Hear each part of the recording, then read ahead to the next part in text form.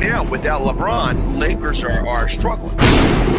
Let me tell you about a team I hate, all right? I know the Dallas Cowboy fan is here, so I had to make sure he knew how much I hate this team. I'm ready. I've often said that the people who run baseball, they try very hard to ruin it. I'm from Brooklyn. I don't have a problem saying it to his face. Oh, from Brooklyn. Hey, guys, any...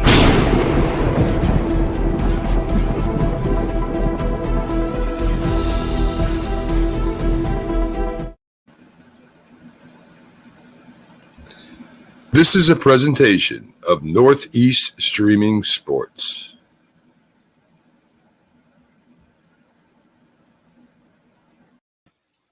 What's up, everybody?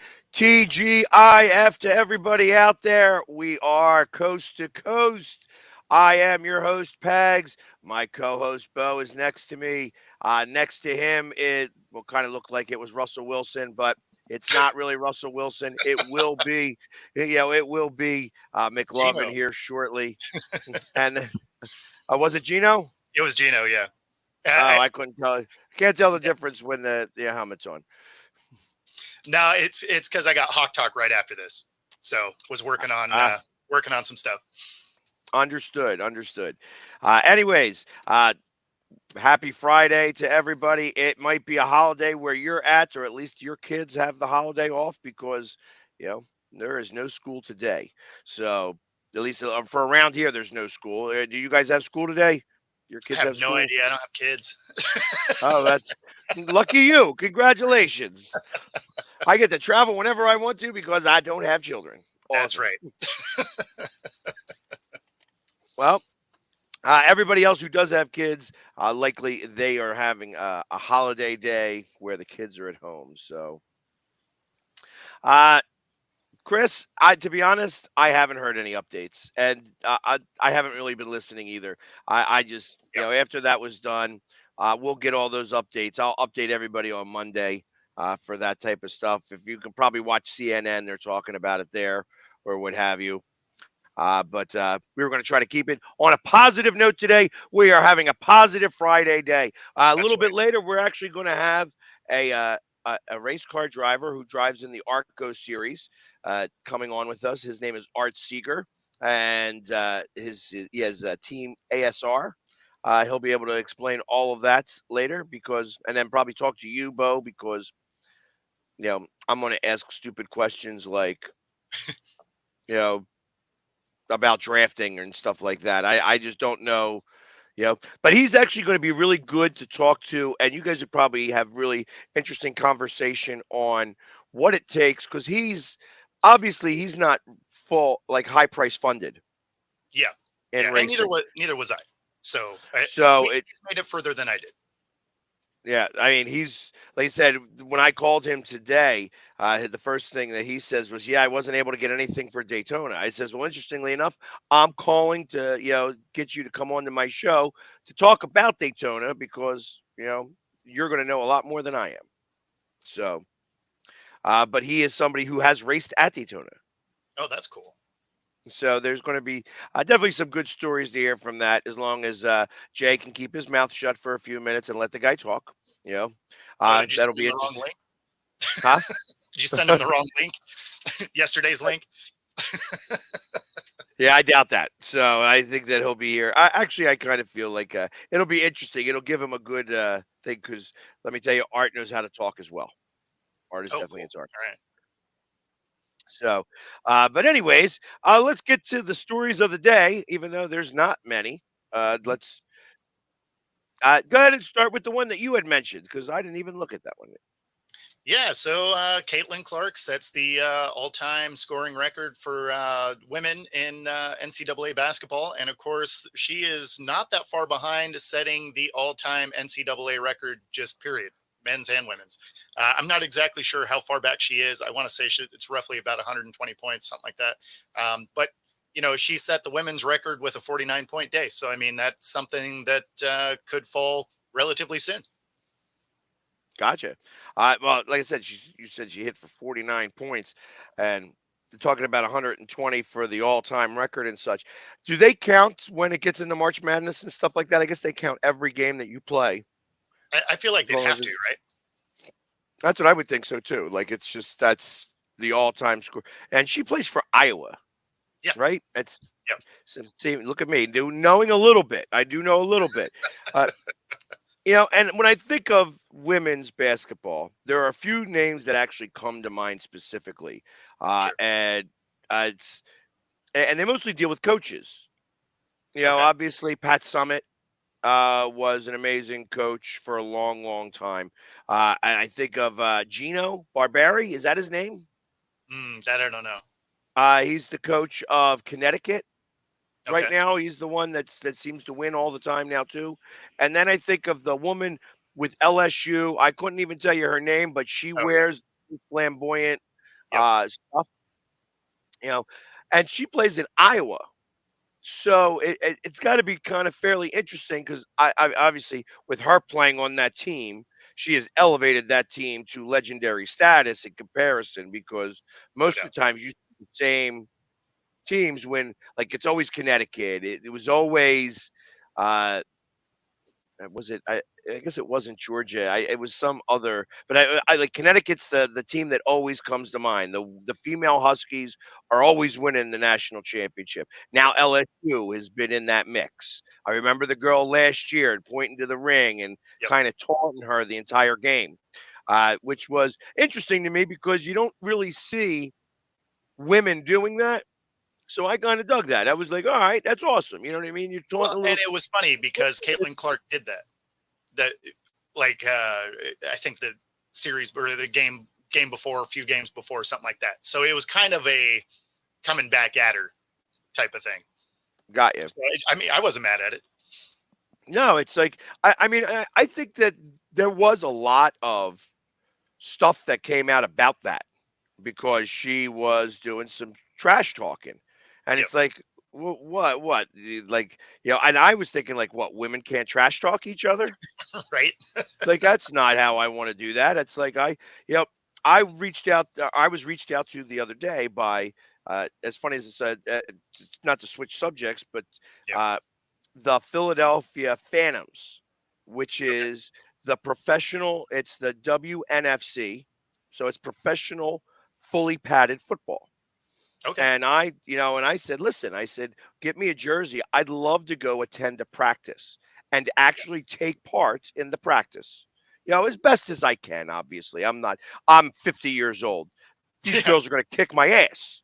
But I want them 100%. to kick my ass. I want them to Yeah. kick my ass a little bit. You know what I mean? It's like, let me go through a practice with you guys. Let me do some of the things that you guys do. Let's show what actually happens in your practice in comparison to like the Philadelphia Eagles. I'm Sure. sure the Philadelphia Eagles are a lot more regimented, got a lot more things, but these women all got it together too. And Sure. I think And they're athletes. There's no joke. oh yeah, there's no doubt about that. Like I feel like I'm going to get my ass kicked if I go do that, but I'm willing to do 100%. that because listen. These are athletes, and I want to feel what it's like. You know what I mean? And if that means I get a couple bruises and bumps along the way, maybe a broken collarbone, that so be it. Uh, all for you guys watching. Uh, Broken bones. Here we go. well, I mean, can you imagine some of the footage that would come from that? Oh, absolutely. I mean, Absolutely. I would definitely have my camera crew come with me because that would be it. It would be funny to watch. It would be funny to watch. Like I feel like jumping in when I went and jumped in the pool of water, that was Yeah. funny to watch. If you were there watching, not me jumping in, but me coming out, I got to Yeah. imagine that like that. I wish there was a good video of that because Oh, I bet. I remember coming up out of that water. I'm like, oh, like it was like I ain't happy about this even a little bit, and also makeup running down my face, Yep. my mohawk all messed up. It was, you know, so and yeah, Joe, you know what? With WWF wrestlers, I mean, again, listen, I'm not trying to get myself killed. I have a friend that does this. I probably could do a little bit of this. I mean, I am pretty spry, but it only takes one thing to happen to all of a sudden not feel so spry anymore. Yep. So it be Oh, I Eagles I go. a couple of years ago. He's not saying actually do WWF. He's saying would you wear Eagles belt at a game like a WWF championship belt? Oh, I do have some pictures. Thank you. I missed that first one. So there we go. That's what he's kind of talking about. Yeah, Uh, I have I have a couple of friends that have those belts. I personally would not wear it to a game because it's too much for me to manage.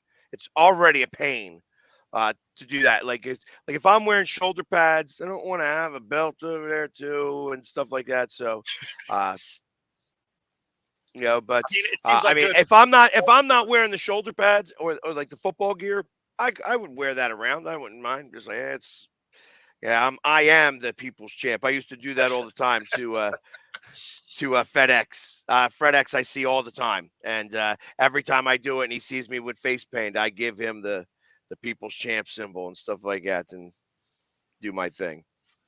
But anyways, back to college basketball. So obviously she is going to do it because they have what, like another 8 games left to go before even March Madness, I think. Exactly. Yeah, I can't So imagine she doesn't reset the record at this point. And then for the women's record, I mean, every point she scores from here is just extending it. right, yeah, it's just going to make it tough for anybody else, whoever the next one's going to be. Yeah, no, exactly. And from what I was reading, she only needed 8 points going into that game that she scored 49 in. So Right. Well, that's what I thought because I know that I watched it on ESPN and it said that she could have possibly done it in 2 games, but I guess she didn't because yeah, that was like came over up a just week short. ago.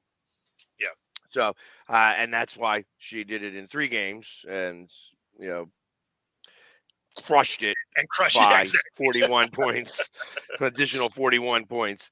Um, but that amazing for her. That's awesome, and it definitely is going to set the bar a little bit higher for anybody else going there. And you don't have to go to Connecticut or LSU to be able to set this. Somebody is going to be able to do it on their own because really that's what's happened there. She's doing it on her own. Yeah, yeah. For the I most mean, part, if she's scoring amazingly, 49, she still had double-digit assists in that game. So I that's even mean, better. she's jacking those shots up and still able to dish it out enough to you know almost have So a let's triple say double. she counted for about 50 points, and if she's giving even 10, that's counting for another 20 points. So Yeah, now she's got 79 or 69 points just in that alone. You yep. know what I mean? So, I got to imagine that her team only scored at most 90. What was the score of the game? Let's see. I think they actually scored more than that. 106 to 89. Wow, I mean they're scoring over 800 points, and the opposing team's keeping up with them. So Yeah. it sounds like there was no defense at Well, all. and she didn't play all the minutes. 37 minutes, 49 points, 13 assists, 5 rebounds, and 9 of those were 3-pointers. So I mean, she's jacking threes up too. Dang. So it's awesome. So Yeah. there we go. Basically, Um, what I'm reading is she would kick my ass at basketball. yeah, that wouldn't even be, that's not even a second thought for me. I mean, Yeah, I stink at basketball. Like I said, well, actually, the only thing I'd be able to do is play defense. It's just a matter of keeping up with her and not giving her as many shots. yeah. So, but I mean, don't expect me to score. That's right. I'm Like, just going to how be close playing are we calling defense. fouls? I get a point every time you miss it. I like it. I like it. That would be the way that works. Anyways, so all right, awesome. Good for that. Speaking of women's sports, and this is probably a great segue into this. Uh, oh yeah, no doubt in our mind, no doubt. Yeah, She could 100% probably me and him together would still lose. against her. She'd 100%. still kick our asses. I am Honestly, probably fully all 3 of us. yeah, 3-on-1, and she'd still win. You know what I mean? 100%. Uh, Yeah. no doubt in my mind. Uh, but speaking on women's sports, and it was something that I brought up a little bit earlier, and we're going to kind of talk about this moving forward here as we, are just taking stuff. Um, I saw. Joe, I see what you're saying. I'm not sure if Mike is on one of the pages that he's not able. I'm not able to see his messages or whatever. I don't see anything from a Mike, but I'm going to send over my email address uh, in the chat, and if you guys see it, you can have him email me. I'll bring him on the show. Would love to talk to MMA fighters. You know what I mean? Yeah, sure. I do some stuff with the Art of War around here, which is local MMA fighting. I guess they go to different spots and they do fighting and such like that. So, would love to have him come on and talk to us. I'm not seeing any of his messages if he's actually writing anything out. But going back to what I was saying, the WNHL, or I don't know that that's what it's really called. I think it's something else. Let me just pull it up because it was something very interesting to bring up and talk about in the first place.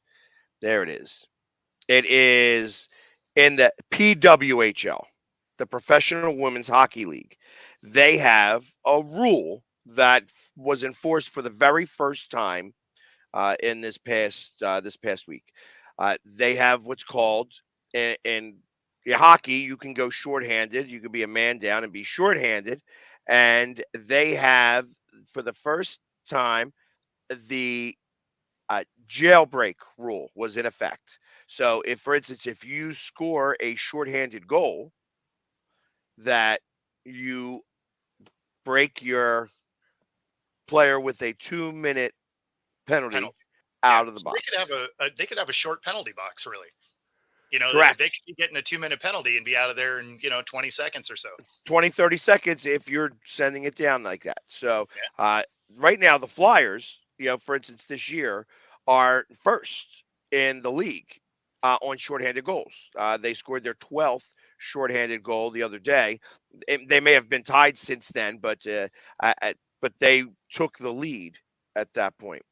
So it made me think that if the NHL did that, that would be a really fun rule to have. And maybe instead of throwing the puck down the ice, they try to break somebody out and try to get the goal rather than try to stay on offense because ultimately, if you score the goal, you would get your guy out of the penalty box. That being said, it made me think of what other cool rules could we add to any sport that would be a cool rule to actually enforce, whether it be like so. I I like a little bit of the being able to start running forward, like they do in the Arena League, where the defense isn't allowed to move. Once Yep. you're set in place, and then you can run forward because it's meant to score a lot of points. Sure. That's what the purpose is of this. In the NFL, I kind of like the idea of being able to run forward. However, you would have to hike the ball before he got to the line of scrimmage. You couldn't have that person. Yes. Of It's course. got to be within. It's got to be within the box of the line of scrimmage. So, for Yep. instance, you got to be. You can't be touching the butt per se on the imaginary line of the butt of the Yeah. furthest person back on the line. Sure. But I like the idea of being able to go forward where somebody could do a weirdo, you know, way, I guess like a reverse style uh motion and start running forward to Yeah, be I able to mean make that occur. that would definitely increase the scores in the NFL, right? I mean, if that's really what you're trying to do, because that'll make defense even harder to play. So yeah, all right. Well, I appreciate that, Joe. Listen, I'll make sure send me a message and I'll send you my email and such like that, and we can kind of coordinate that way. Because sometimes I don't get all the messages here. I actually have a thing that tells me I don't get the messages, and I know we're trying to have a conversation. And I'm not really doing real well with it, but any uh, Hey, it's any Friday. other There's bound to be struggles. exactly. What other like any other type of rules for any sport that you could think of that would be good to enforce that would make things kind of fun? Yeah, I mean, I think I'd like them to go back to the running start on kickoffs. I get that they're claiming, injuries and whatever, but I would like them to go back to that, because I don't like them removing special teams from the game, essentially, right? Like, you have Devin Hester getting into the Hall of Fame, and no one's ever going to match it because they basically make special teams irrelevant now. So I'd like to maybe repeal some of those. It's not necessarily a new rule, just like, let's reinstate some of the ones that increase competition. Because I mean, when you think back to, when you were a kid watching football, special teams was a huge piece of the game, right? Like, Right. guys like Hester and Leon Washington. I mean, guys like that could absolutely score anytime they touch the ball. So, yeah, I mean, I'd like to see something like that. I don't know if there's new wrinkles I necessarily need to see. They change so many rules all the time anyway. You know, maybe just bring back some of the ones that made the game more fun to watch. I I could agree to some extent. The Eagles are the worst at this too. They put their arms out. The ball doesn't even make it to the end zone. And they Yeah, put their arms out, and that's it. They just take it over the 25. That yeah, means they're being coached to do that. yeah, of course. So ultimately, it used to be that if it wasn't in the end zone, it was a live ball. Yep. So how do you not? How do you do that? Like, how is it? Just say Or if you don't don't. indicate, it's still a live ball. So I mean, How about I like you either call it. Listen, let's take it out. yeah. Don't bother kicking off. Don't even bother. We're just going to take it on the 25. We call touchback before the kick. No, you can't do that though, because if it falls off the tee wrong and it goes out of bounds, then you get it at the 40. So you still want them to Well, go through the motion yeah, but how often does that happen anymore? a couple times a year. Like, it's Yeah, not a lot. maybe. So I kind of look like it's if you're trying to take away the kickoff, because ultimately you still want to give them the opportunity to maybe do an onside kick. That's Sure. the purpose of that, having that kickoff. But if you're not even going to take it out, like if I wanted to kick it short, that's what I'm saying. Realistically, Mhm. realistically, on an onside kick, all they'd have to do is do this, and they get it at the 25-yard line. They don't even have to do it. So I don't think that's true. I don't think that's true. Really? Yeah, That's the rule. I believe. Well, no, because it wouldn't be a fair. Well, no, I guess it's still not a fair catch at that point because still hit the ground to roll through. Yeah, I don't know. I don't know. I mean, I don't think that would work, but I mean, I guess I haven't read the letter of the law there. I mean, if I was a coach and they want to do an onside kick, I'd be right next to the referee the moment the kick goes. Just go like this. They'd have to blow it dead and start at Yeah. the 25-yard line. That's Well, how and I that would mean, work. I guess if you're trying to get rid of things like the onside kick, which essentially the non-running start basically does, right? Like, it went from a low Right. percentage play to an almost not possible. Um, so then they should go to that rule that they started to talk about, where if you, instead of an onside kick, you basically get the ball. It's fourth and I think it was like 4th and 15 on your 20, right? Right. That essentially is the onside kick. And if you get it, you go on from that spot. And if you don't, then they get the ball there, right? Which, obviously, if you don't get it, that's you basically are conceding points at that point. But by the time you're doing an onside kick, you have to have it, right? There's no you would get rid of the Pat McAfee, like, just random onside kick to himself stuff. Like, obviously none of that'll happen. But nobody's done that in years anyway. But, Because they keep everybody up now because nobody has to move.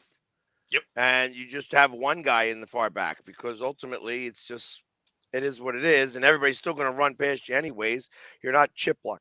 That's why nobody can break one away on these kicks anymore. You only see punt returns for touchdowns anymore. Yeah, pretty much. So I agree with that. I kind of like it, but I'm just saying that rule could backfire on somebody. Oh, no doubt. Absolutely. No doubt. I mean, I'm waiting like, for waiting for that rule to backfire. Yeah. No, Because ultimately, and that's all you'd have to do. I swear, like if I was the coach, I'd say, okay, we're just I'm going gonna to have to call it. read We're up going on to call that. it right there. That what distinguishes whether you're able to do that on a kickoff because they haven't done that, and that rule is actually, nobody thinks about it in that way. But it's all you'd have to do. Be a way of saying, you know what, we're not even touching it because we got the. You're just going out there with your arms out like this, and they blow it dead right then and there. Yeah, I wonder if the ball has to go inside the 25 because like you can fair catch it now, and it comes out to the 25. So, Right. That's what I'm so talking maybe, about. Like you yeah. don't So even have to I catch wonder. it. Is what I'm getting at. You Well, no. But I mean, I wonder if the ball has to travel within the 25. So I'll have to read up on that because I'm actually not entirely sure. Never really thought about it. got you. So well, and that's. I think that is really the rule. So that's why it's going to be a little bit tough to determine one way or another if it is the rule or not. But I think that you could possibly cheat that. I also like the idea of 4 point spots in basketball, putting up a 4 pointer. Yeah, going Yeah, logo shot. uh, not like a logo, like half part corner, like the half court corner, like both the corner areas on the around the half. You could kind Okay, of put it in that area, put like and a then little the arc logo. in there. Yeah, like the logo as well. So I almost look at it as like just a straight line going from the logo or really the Okay, corners to you know I don't know, but it's far enough away where there's a 4 point play. yeah. You can't I mean, imagine there's going to be a lot of 4 point shots. You're not trying to do all of that. wow, we got novels going over here, It is. That's a copy and paste if I ever saw one. right? There we go. There we go. He using a prescribed medication without the prescription. Sounds like somebody was giving him some Adderall. Right. That or Percocets, I one or mean, the other. does his 2 game suspension matter? He's not playing anyway. Exactly. Yeah, It's I'm like, not oh, you're not as on the big. bench, you're on your couch. Yeah, you can't start at the goal line. That doesn't work. So, yeah, that'd be great. Like, oh yeah, you could start at the like if it was arena and it was only a 55-yard field, you could Sure. start at the 5. Yeah. That makes more sense. But uh, again, referee, only the best. It was the best here within our group here. Wit bringing heat. I like it.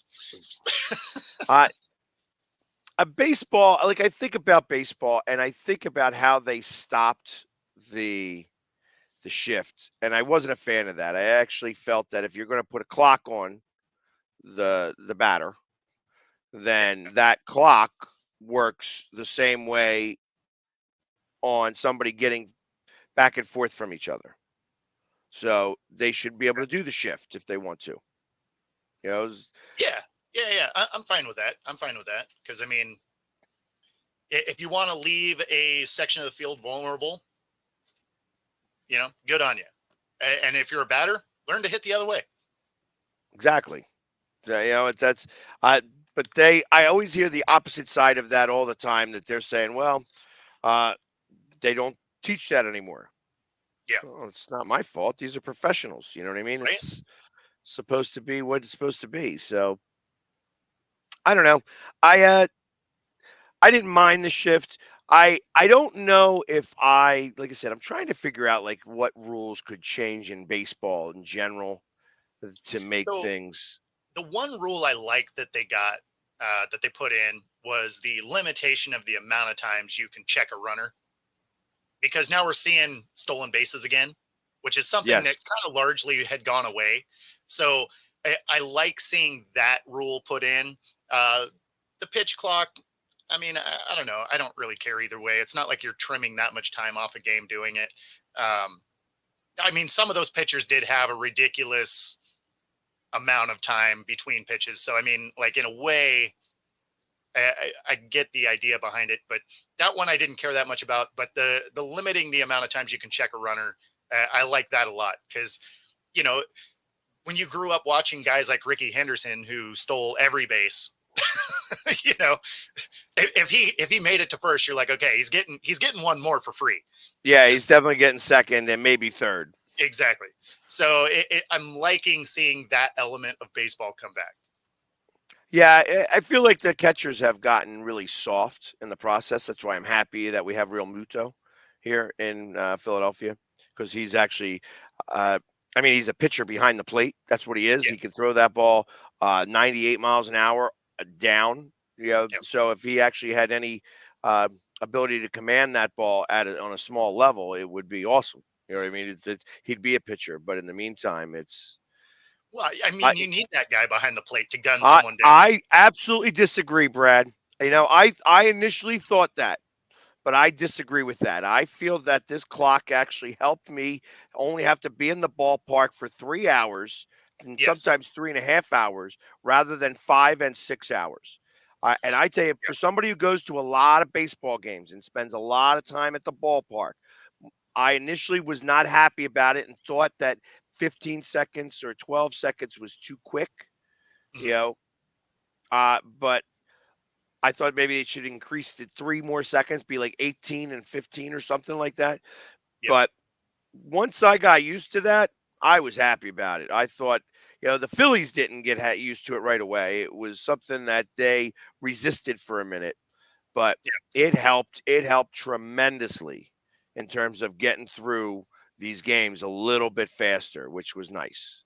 Well, and that's kind of the thing, right? Like I like it for the pitchers that have those ridiculous in between pitch type things. But yeah, I mean, it's like for the most part, most pitchers kind of did it. You know, we're kind of close to that anyway. But uh, yeah, I mean, the ones that had the really extended or they'd stand there forever, it's like, okay, I don't mind the pitch count for that. Which is why I was like, I could take it or leave it. But yeah, for the ones that really take forever on the mound, I'm not a huge fan. Gotcha. So, I mean, and then I'm trying to think if there was anything else that kind of makes the, uh, you know, not. I don't. There's nothing in baseball that I could think of. Every rule that I feel like most of the rules that they make in baseball, I would absolutely get rid of. I liked extra inning games, and I Yeah, like for them to go longer. I don't Uh, like the start on second thing. yeah, no, that's got to go. That's got to go. Yeah, I'm happy that it disappears for uh for the playoffs, playoffs, right? but Yeah, I yeah. No, can't. that's a rule I don't like. You know, play small ball, right? Simple as that. Like if you want to win the game, it goes to extra innings. Play small ball, get the win. Like Well, because the Phillies have no ability to do that whatsoever. None at all. None at all. yeah, You ask any. I mean, Jose Reyes. They were talking about it. They mentioned it on Sports Talk Radio when I was in the car an hour ago. How one of the things that came from there was that Jose Reyes was practicing bunting. oh, Thank okay, God. Thank God somebody's practicing it because our team couldn't bunt worth a lick, not even yeah, a little bit. It's like, and it sounds so ridiculous that, to maybe bunt somebody over, but I mean, that is a lost art. And I tell you, if you knew how to bunt well, you could get on first base every time, especially if you because have some third speed. baseman third baseman, if you have a little bit of speed, it helps. But Yep, no speed is even required anymore because third basemen are not really prepared for that. They're all the way back most of the time. Anyways, same thing with the shortstop. You lay yep, that pitch down the right way. Most of the time, pitchers, you got to lay it down in the opposite hand that the pitchers are, so that they have to go and make the awkward movement to get to it. But ultimately, you could probably get on first if you mastered that. You would be able to do that until the third baseman started to creep up on you, and then you start hitting the ball that way. So I exactly. mean, so many You different toss that nuances little blooper. there. that could occur that it's a lot harder to kind of deal with in the process. But I mean, I don't know. What did we watch? That one guy, uh, and Carpenter. I guess it was Carpenter who bunted a triple. He bunted a triple because there was a shift and everything. Yeah. Yeah. I mean, if no one's home, Right. You got all right. We got the shift. You finally get there. You get the second, but nobody's covering third, so he was able to run all the way to third. So because it took forever to get the ball because there was nobody there, yep. and then there was nobody covering because the closest person to the ball was the third baseman. Yeah. Yeah. So basketball, like I said, other than the 4 point, I I would rather there start to become a third technical. Yeah. I Switch don't it to like a seeing three guys get, strike, you're out. yeah. I don't like seeing guys get punted, especially because the refs have become so soft about everything. Like you can't even talk to them now and you get a tech. And then if you're like, That wait, happened the what? other day with Devin Booker in the first quarter. Yeah, First quarter, Devin Booker gets exactly. booted. Well, I mean, because you get one, because you go up and you're talking to him, you're like, hey, why was that a foul or whatever? And they're immediately like, pop, right? And you're just like, wait, what? And as soon as you do that, they're like, and I mean, come on. Right? Nobody's going there to see the star get booted in the first quarter. Like, nobody's paying tickets for that. That's like the load management thing, right? Like, nobody's going there to see your bench players get smoked by someone else's starting lineup. Like, it's not why you buy tickets. Right. I mean, you turn the game off at home if that's what you see going on. Right. And it's like, but yes, and I agree. Some of the players are getting soft too. It's just like Yes. Well, and the flopping is a flopping, real thing. man. The Lots fact of that there's a rule flopping. for You know what I flopping mean? now. The fact that there's a rule for flopping now is let you know the state of the NBA. I mean, they've been flopping all their lives in soccer. It's like That's why I that's don't why watch they have soccer. them. That's why they have the magic spray. They spray you with a little bit of hairspray over there, and all of a sudden, voila! Here we are, back up again. So Yeah, um, no, it's why I don't watch soccer. Like, there's a couple of things that kill soccer for me. One, the flopping is rough. Like, I'll watch women's soccer over men's soccer if I am going to watch it because those ladies will go out and beat each other up. Like, right. they'll be out there bleeding, still playing. You will brush a guy in men's soccer and they're rolling around on the ground for 5 minutes. It's crazy to me. And then, Especially when they have the lead. yeah, exactly. So, That's a and real then, thing. they also the ties. I hate ending in ties. Ties make me mad. I'm a little too competitive. I'd rather lose than tie, right? Like, I would rather there be a winner in the game. So, and I get that there's a point program for, how goals work and everything like it. I understand. I just don't enjoy it. So I guess one rule I would change for the NFL is to go back to allowing double overtime in regular season games. Because again, I don't like ties. It doesn't happen very often, but all the same, I like to see someone actually get the dub there. So only because they actually now have that field goal rule where if you kick a field goal, touchdown ends it in regular season, field goal allows the other team to get it. Obviously, you may only get it with 2 minutes left because even the longest of drives goes about 8 minutes. So you Yep. could get it with 2 minutes and 15 seconds left, and then you're going to have to go as far as you can and kick the field goal with no time left. You can wind up with a tie there Yep. because they're only playing for 10 minutes in that quarter. Would you just do it the 2 point conversion route? What do you mean? Is that how you would do that? How you would do the second overtime, where it's just, hey, you're starting at the two, and it's you got to get in one play to get in. That's it, and then the other team goes and starts at the two, one play to get in, one play to get in, one play to get in. Oh, like college style. No, I think I would still. I think I'd just let them play it out as if you were playing a half of football. Could Because if still you end were in a tie though. hypothetically, but the odds are low. Yeah, actually, they're not so low because if you tie in the half of the full game, anyways, it's actually likely you're not if you're playing a full half of football. The reason why No, they're no, not no. doing that is because you could play. It would still be a sudden death type of thing, right? Like they're not going to get rid of their chance for the other team to get the ball, but from there, say next point scores, right? So you still end up with that sudden death element.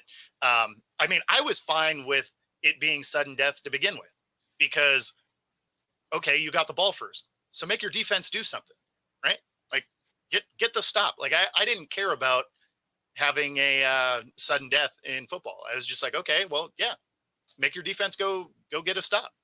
I mean, because if you get the ball from there, hey, your point scores. So, a lot of people didn't like it. They wanted to see both teams get the ball. And I know everything's kind of geared towards the offense to put up points. And I get all of that. At the same time, as a defensive player, just go out there and play defense, win the game. I hear you, but I don't know. I don't necessarily subscribe to that magazine because you're relying on a coin flip to determine the outcome, which is what happened a lot of the time before Sure. they even did the field goal situation. Like all you had to do was get in the field goal range, and that was the end of it. And then Sure. people would actually play for field goal range. You're just like, Of okay, course. well now you have kickers that can kick the ball 60 yards. So all you got to do is get to your side of the 50, the other side of the 50-yard line, and there's a good chance that he's going to make the field goal to win the game. It's entirely possible. And in a way, you're still playing with a coin flip because if you were playing in the Super Bowl, right? You get a field goal, or a touchdown, right? Doesn't even matter anymore. So say you both get a touchdown. Well, if you had the ball first because you won the coin flip, obviously defense isn't performing, so you still get to do that. You get that third possession because you both scored, and you play for field goal range. If you get more than that, great. But if you don't, doesn't matter, and you end up with a guy like Justin Tucker that can hit from 65, and yeah. So I mean, you're kicking from the logo, and it doesn't matter. But I mean, all it did was add 2 possessions in overtime. But at the same time, whoever won the coin flip would, in theory, in that scenario, get the ball last.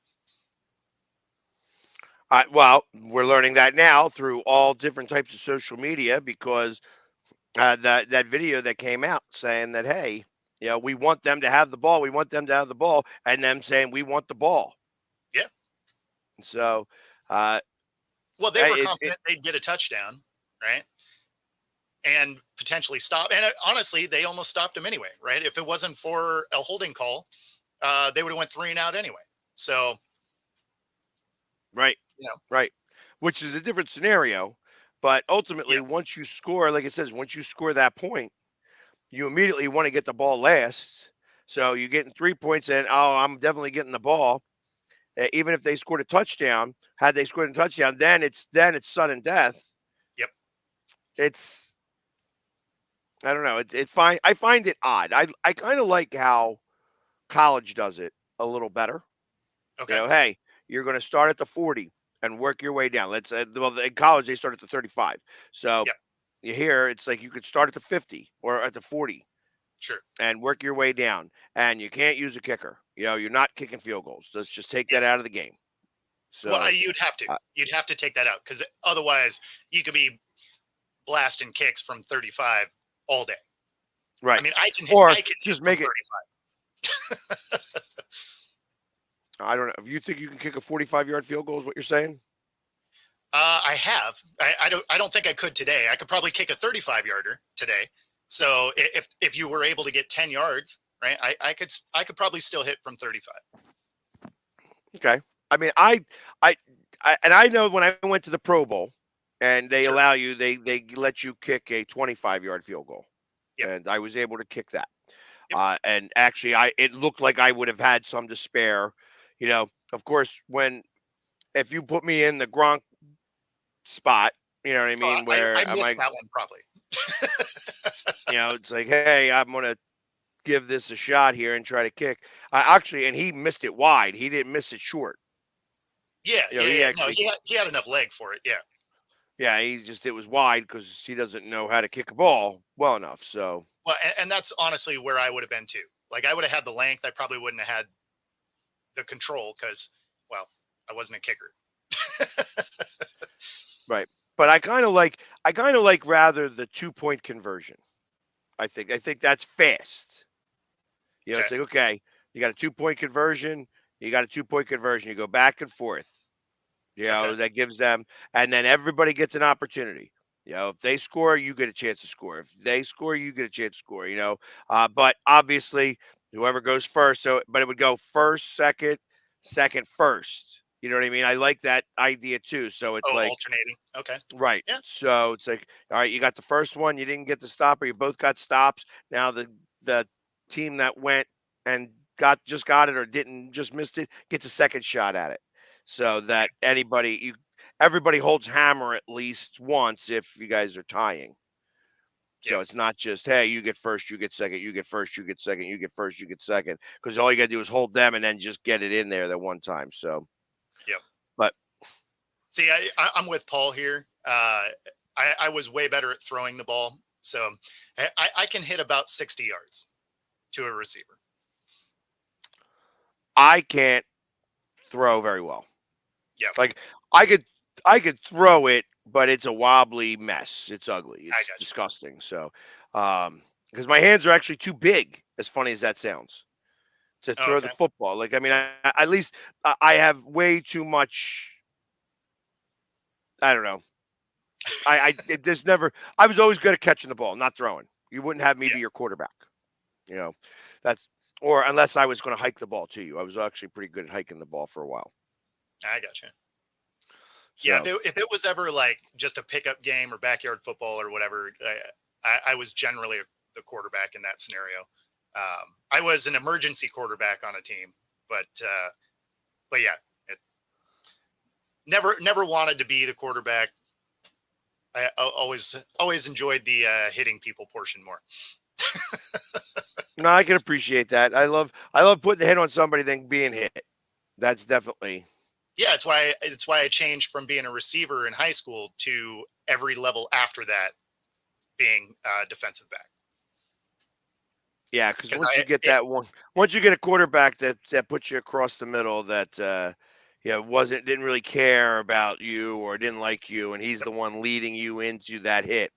Yeah, that I tore a hamstring because of that exact thing.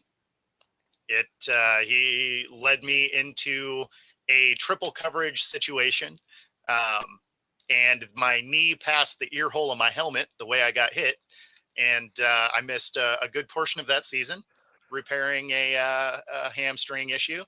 And after that point, I was like, defense seems all right. I'd rather hit than be hit. Thank you Yep, very much. absolutely, And send me on a blitz one time to go smack that quarterback up a little bit. 100%, 100%. I want that. I want that one blitz in practice. That I'm going to forget the red shirts on.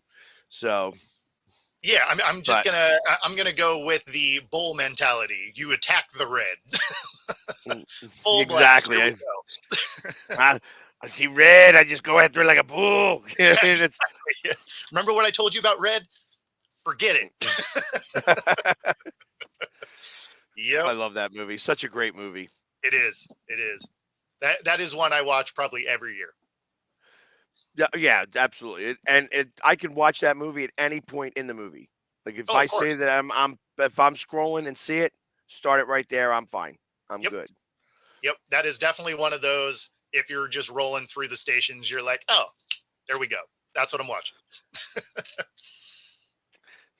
No, it looks like I just jacked off an elephant. Exactly. What are they gonna do? Fire you? Oh man. It's funny because every time I watched Kadarius Toney out on a route, that's the first thing I thought of. I'm like, get that guy some stickum. Or like, how did I see it? I mean, they've shown some of the guys where they can't get the ball off their hands because Yeah, there's so much stick 'em on there. It's like, yeah, well, maybe you can't really tell the ref. You don't throw the flag after they score the touchdown. So, it's and true. realistically, there's only every once in a while does that actually happen where it's so sticky that he can't get it off. But Yeah. Well, I mean, you know that there's stuff on them gloves. right? Because I mean, Oh yeah, the amount of one-handed catches at this point are hilarious. Because I mean, yeah. that's not easy to do in a game. Like sometimes it can hit your hand just right, but some of these guys are like barely fingertips and it's grabbing the ball. You're just like, okay, like clearly there's a little more going on there. Just like the dude Exactly. from the Replacements. That is correct. Exactly. That is how we even started to talk about that. So, but listen, maybe that's what they should allow. Maybe they should allow the ultimate stick because it's not just for that though. I mean, really, you should have stick 'em if you're a defender. Think Sure. about that. Yeah, think about that. Like an offensive or defensive lineman having some stick 'em on his glove, so he sticks his mitt up there and he blocks the ball and it just sticks to his hand. You know, where the problem would be for like if a defender or I mean DBs for sure would be um would be in trouble with it all the time because your hand would be so sticky. As soon as you grab, like, tug the jersey at all, you wouldn't be able to get your hand back off. It looked like you were holding. Right. You'd end up with a whole lot of defensive holding calls. Well, yeah, I guess every with every good part, it has its bad part as well. So, Yep. because it seems like anymore they don't call any, they call holding way too much, even when it's not even there sometimes. So, No, and that's what I mean. And so it's like, I don't know if it would work out for defenders. I get for the pass breakup type of thing, but Velcro ball. yes, yes, a I little like bit. it. I like it. So, Uh, but I mean, and I'm trying to think. Like I said, the one rule for hockey. I don't know. Is any other rules that you could possibly think of that would make things better for any sport whatsoever? Because I'm out. I just like I said, yeah, it was no, good to I mean talk about for a little bit. that's kind of it. Like the onside kick change would probably be the one that would probably make the most sense. And I know if I remember right, they tried it in the AAF the one year that was around before COVID, right? Right. I believe they tried it in that. I don't quite remember. I know they talked about it a lot, so I guess I don't quite remember if they just talked about it or if they did actually try to implement it there. But that one is at least interesting because they've made it almost a 0% chance play. What was it? A 4th and 15? Yeah, it was a 4th and 15, and I think you started on your 20 or the 25 or something like that. And if you get it, it would be the same as if you converted a fourth or an onside kick. And then if you don't get it, obviously the ball goes to the other team, similar to missing. So I mean, the only difference is instead of them getting it at midfield, basically, they would get it in field goal range. But yeah, Yeah, giving a point, giving the 1 point situation. I've thought about this a lot of different ways, and there is a way that a team could get 1 point in a game. As funny as yeah, it sounds, it's yeah. it A game can end 6-1. correct. It Yeah. never will happen because at this point you have to have a safety all the way back in the opposite. So that means the team with trying to get the extra point has to run all the way backwards. You can't advance the ball because the moment you have the ball, and if you were to get the ball knocked out of your hands and then knocked out, I guess that would still be considered a safety if Well, it no. was. So a safety would be 2 points. You'd have to block the No, field. I say on an extra point is what I'm getting at. This is going. It can only happen on an extra point, Yeah, no, and exactly. that's a So you'd have to 1 point block the safety. field goal though, because if you did it in a different way, it'd be like a failed 2 point conversion, and you'd get 2 points for that. So you'd have to kick it. You'd have to kick the ball. No, but even still, if you block the kick and you run it back, it's 2 points. If you block the kick and you're running it back, and in the process, right before it's about to go, before you're about to get that 2 point conversion, they knock it out of your hands and it goes back like would it be a touchback. It actually becomes a 1 point safety. No, the safety would still be 2. It No, so the no, only not the for extra only way points. the only way that they get the 1 is a blocked field goal or the blocked extra point, because if you line up to run a play, that's a 2 point conversion. That run back would be 2. I'm actually putting it up right now so I could read it to you. The only way is if it was like you were kicking it and it was a bad snap, and then you got the Here it safety. is. Here it is. Nope.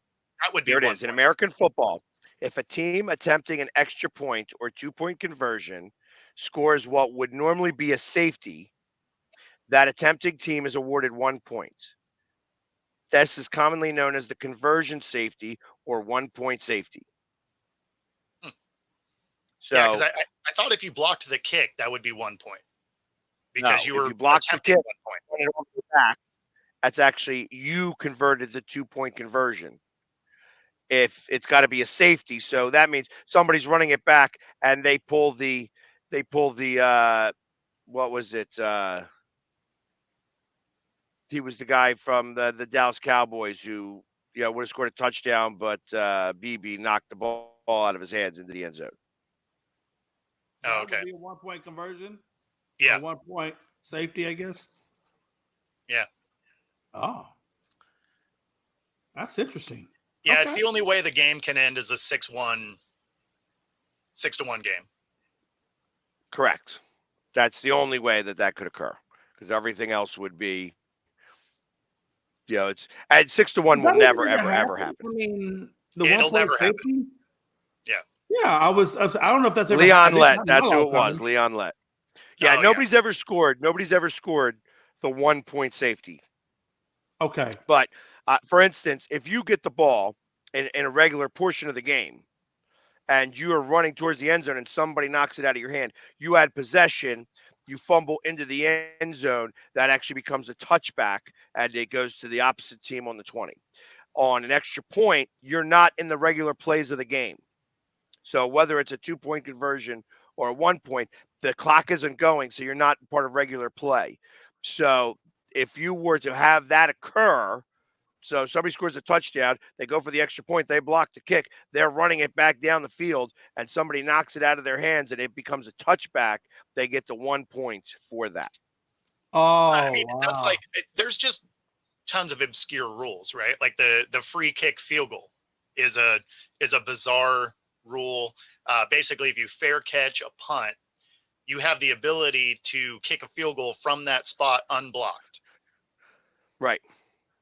Oh, And wow. that's happened. That has happened once within the last 20 years, I want to say. In the Yeah, I 21st want to say it was century, about that 10 play years has ago. come. It Yeah, does that play randomly has show come up. into play. Yeah, So if it you does catch randomly show the up. It's punt very weird. and you kick the punt, or if you catch the punt and you kick it and it goes to the field goal posts, that's an unblocked No, field no, goal. no, no. So basically, say you had someone backed up to their end zone and they Okay. punt it, and it's a bad punt, right? Right. And you get And it. there's no time left on the clock. Yeah, I there's mean, no again, time now you're thinking about maybe it's halftime. Yeah. So you would fair catch that, right? And then you would be able to kick it from that spot, and the defense has to line up very similar to a kickoff where they have to be at least 10 yards off the ball. So they can't try and block the kick. It is 100% a free kick from where you fair caught that punt. But yeah, it doesn't happen very often, but it has I've happened. never seen that happen. He's not. Yeah, it's happened a couple of times, but it's Okay. it's a weird rule. But yeah, I mean, it does randomly appear. I'm looking it up. When was the last one? It's 1976. I thought it was That's different. 4 years old when that The last happened. successful. That was the last Okay, I was going to say successful last one. successful one. I was going to say because it's been done, it just hasn't been made. There, Panthers took advantage in 2019. He tried a 71-yard field goal and missed. Yeah, because it's 71 yards. Yeah. Yeah. Oh, And hold I on, don't hold know on, hold anybody on. that can kick a 71-yard field goal. I thought the That'd be Pats tried insane. it once too. The free kick gives the kicker the opportunity to take any kind of running start he wants. And it allows a lower trajectory. So it's able to kind of You can hit from further, yeah. do that. Yeah, so because that obviously nobody's lined up on there. So that's what it is. It says the Packers missed the opportunity to do it this year. Oh. And they didn't. So interesting. That is interesting. All right. So we are going to take our station Oh yeah. identification break. On the opposite side of this, by the way, we're welcoming Jay into the show. I know he just came in Oh and all yeah. of a sudden he's here. But once we come back from our station identification, we're going to bring on Art Seeger. Art Seeger, I'm going to he's a race car driver. I believe it's in the Arco series. He's going to correct me when I'm wrong.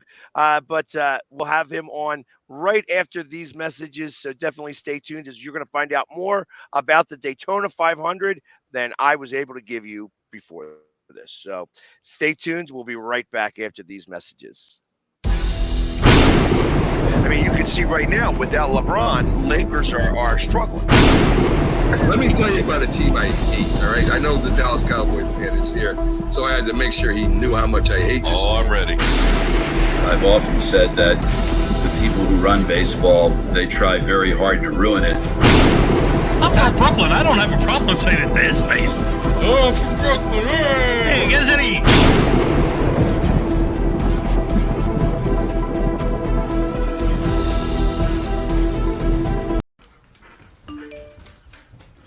Trisha's having a sleepover tonight. Can I go? I wonder about Lucy's friends. What should I say? I know you're only 10, but one of these days a friend will offer you a drink. And alcohol at your age can lead to so many things. None of them good. So can I go to the sleepover? Lucy, I want you to promise me I something. finished my homework. Bigger promise. If there's any drinking, I want you to say, "No thanks, not my thing." Mom. I promise you. Your real friends won't care. Deal? Sure. Really? I promise, Mom. They really do hear you. Did you pack your toothbrush? For tips on how to start the talk, visit underagedrinking.samhsa.gov, a public service message from the Substance Abuse and Mental Health Services Administration. Supporting the needs of our veterans. That's the goal of all of us at Team AmVets. Like Mitch, Carlos, and Kevin from our Welcome Home team that brings furniture to our vets. We are Team AmVets. Or Linda from our thrift stores who brings you great bargains every day. I am Team AmVets. And John, who picks up your thrift store donations that support California veterans programs. I am Team AmVets. Visit our website or Team AmVets thrift store to donate or shop today. Join the team!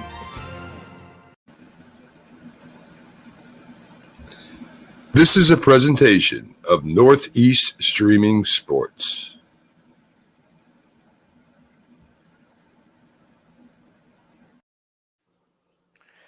And we are back, and we welcome to our panel today Art Seeger. Art is he's with Team ASR. I want to make sure I got that right, and also does he deals with heavy equipment stuff and stuff like that. I'm going to let him introduce himself. Did I get it right? Are you part of the Arco Racing Network? Whatever they call that. It's ARCA, ARCA, ARCA Series, American Auto Racing Club of America. It's actually owned by NASCAR, but when I first started racing in the ARCA Series, it was their own. They were their own owners before NASCAR bought them about 3 years ago. But it's been going on since the late '50s, just like NASCAR, and the cars are exactly the same as you would have a NASCAR Cup Series car up until NASCAR changed to their Cup Series cars they have now about 2 years ago. So they're still high horsepower, 200-mile-an-hour cars. We race at Daytona, Talladega, Pocono, Dover, all the same tracks you'd see NASCAR at, plus some of the short tracks that are located in the Midwest, tracks like Salem and Winchester and Toledo. They're kind of our short tracks versus, NASCAR short tracks like Bristol and some of the others that are so well known in the NASCAR world. Gotcha. And you've been doing this for a long time, I assume? Oh, yeah. I was always a race fan as a young child growing up.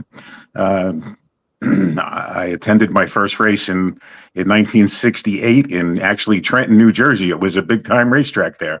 It was at the State Fairgrounds, and I watched the Indianapolis 500 type cars. That was, at that point, I was 11 years old. And by 2 or 3 years later, I said, this is what I want to do in my life. I want to be a race car driver. It took a long time to get to that point. Some just life gets in the way, and you're growing up, and I didn't actually start driving race cars till I was 29 years old. But when I was 25 years old or 24 years old, I actually worked as a pit crew member for an Indianapolis 500 team. Just pure luck. I was in the right place at the right time, and I helped the team out. They used to run, they called it the Meadowlands Grand Prix for Indy cars.